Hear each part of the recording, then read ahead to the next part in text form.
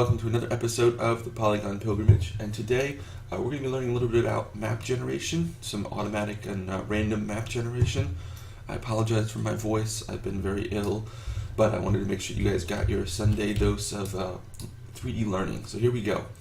So to begin with, we're going to look at our resources folder here, where I have several prefabs generated. Some of these are for future episodes, so don't worry about that.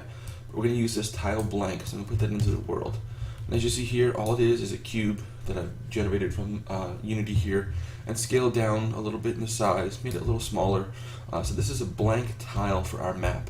And this is going to be what we consider nothingness here, and this is clear to overwrite. And the reason it's a 3D object is because we're going to be doing some ray tracing later on. So that's all we have for that. It's just a quick little blank tile, so I'm going to delete that. And let's take a look at our code. So we'll bring up our code here. Here's what we're going to do. We have this mapgen.cs, so it's a C# script, and mapgen, bouncing back and forth, is attached to this object I call the cartographer.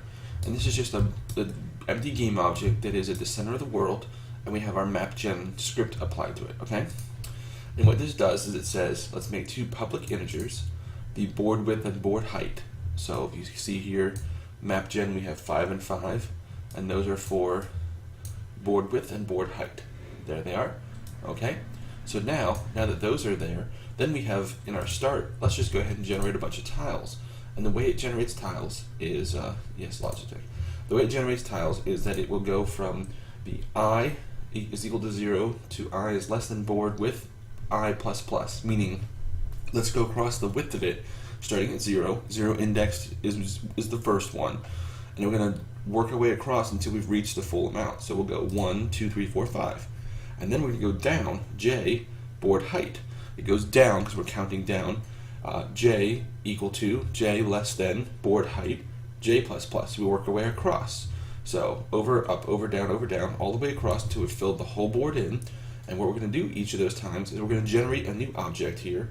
And this object is going to go to our resources folder and pull out a prefab named tile blank, the one we just looked at.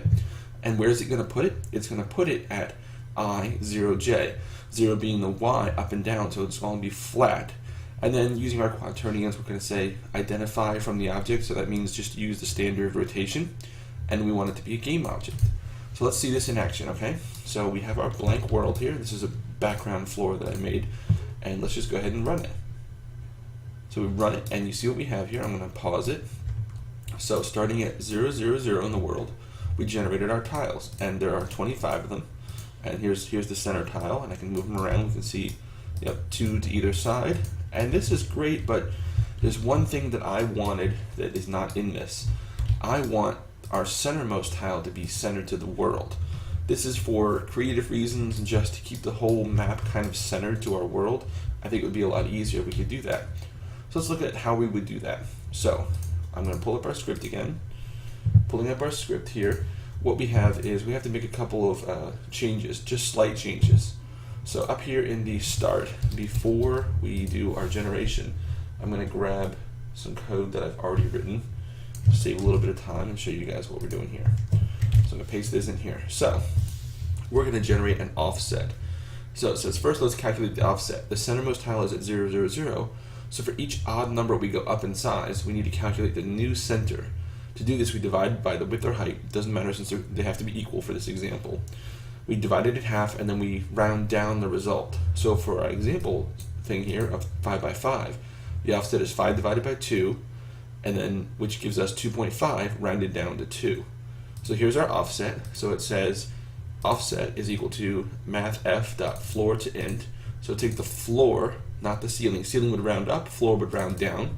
Floor to int, meaning give us an integer back, of the board width divided by 2. And you can make this board height if you wanted to. It's the same thing. So there we go. So let's close that up and make it nice and tight. Now we do need to change this as well to actually use our offset, okay? So I'm going to grab that new line as well, and that is right here. Let's copy that and do a little end and a little paste. So this is the exact same line, but what it's doing here is in our vector 3, instead of just I and j, we're doing I minus the offset and j minus the offset. So let's go ahead and build this. Should be just fine. Yep. Okay. Give it a second to kind of catch up and load all those resources. There we go. Now let's try it out. So I'm going to hit play, and I hit pause, and you'll see that our map, it's clear to tell that our map is centered to the world. The centermost tile, which is actually the 9th or 10th tile that's created, it's actually in the center here. You can see all the way down the list here. Here it is. It's in the center at 0, 0, 0. So great job, you guys. That was awesome, nice and easy. And so now our code generates tiles based upon our prefab, and it offsets everything to make sure that our world map is right in the center. So I'm working with a couple of programmers right now, some fellow pilgrims, and we're going to be generating random rooms and filling this hole in. And I wanted to keep you guys apprised with this little mini project. I got a couple of questions about this, and I thought this is something great to learn. So I've been delving into it. As you can see, some other things here that we're working on. Those are upcoming, so check in frequently for those. And I apologize for the late hour of this week's episode. As I said, I've been sick. Still very ill. I'm going to go lay back down.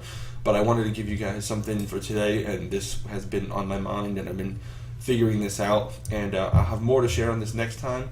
So thank you all for sticking with me. I really appreciate it. So as always, keep practicing, get better, and I'll see you next time as the pilgrimage continues.